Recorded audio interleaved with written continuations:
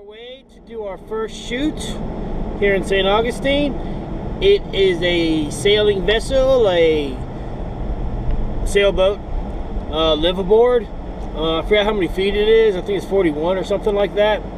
And it's going to be used for their website, so we're going to be taking some shots and some videos.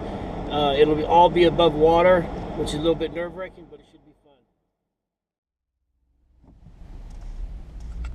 We're at the foot of the Lions Bridge. We're on the east side. What we're going to do is walk up and go towards the west side of the bridge on the other side, and the boat's just over to the north side of the bridge, called the Independence, and that's where we're going to be shooting. It's the best access. Normally I would just go somewhere right here and go find me a little nook or cranny and just launch from there, stay out of sight, out of mind, you could say.